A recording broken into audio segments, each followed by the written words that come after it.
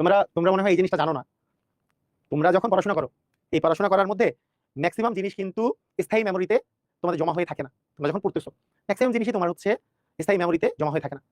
Maximum জিনিসগুলো কি হয়, তোমার অস্থায়ী মেমোরিতে জমা থাকে। অর্থাৎ তুমি খুব বেশি হইলে মনে করো একদিন মনে রাখতে পারবা, অনেক বেশি পড়লে একদিনও মনে থাকে না, এরকম বিষয় থাকে। কিন্তু যে জিনিসটা যেটা তুমি বুঝছো, সে আন্ডারস্ট্যান্ডিংটা তোমাদের মনে থাকে। আন্ডারস্ট্যান্ডিং জিনিসের তোমার বেশিরভাগ পার্সেন্টেজ, তোমার 80%ই আন্ডারস্ট্যান্ডিংটা তোমার ব্রেইনের মধ্যে একটু দীর্ঘস্থায়ী তোমাদের মনে থাকে।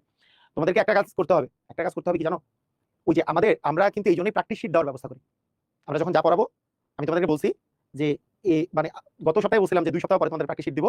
আগামী সপ্তাহে আমি তোমাদেরকে প্র্যাকটিস, এই যে যা পড়াচ্ছি এইটুকু পর্যন্ত প্র্যাকটিস শিট দিব। তুমি যখন প্র্যাকটিস করবা তখন আস্তে আস্তে মনে আসবে। আর যত বেশিবার পড়বা তত বেশি ভুলবা। কিন্তু আগের বার পড়াশোনা করতে, একটা টপিক পড়তে যদি তোমার একদিন সময় লাগে, আস্তে আস্তে দ্বিতীয়বার পড়তে দেখবা ওই জিনিসটাই 2 ঘন্টায় তুমি পড়ে ফেলতেছো। এরপরে একটা সময় মানে এই 2 ঘন্টা পড়ে ফেলতেছো, এরপরের বার যখন তুমি পড়বা ওইটা তুমি 15 মিনিটেই তুমি রিভিশন দিতে পারবা। পরীক্ষার আগের দিন দেখবা যে 2 মিনিটে তুমি রিভিশন দিয়ে গেছো, ওটা পড়ে ফেলছো, যেটা তোমার এক সময় পড়তে একদিন সময় লাগছে। সেজন্য পড়ে ভুলে যাই, এই জন্য পড়বো না, এটা করা যাবে না। পড়ে ভুলে যাই, রিভিশন দেওয়া লাগবে। এটা কিন্তু মাথায় রাখতে হবে।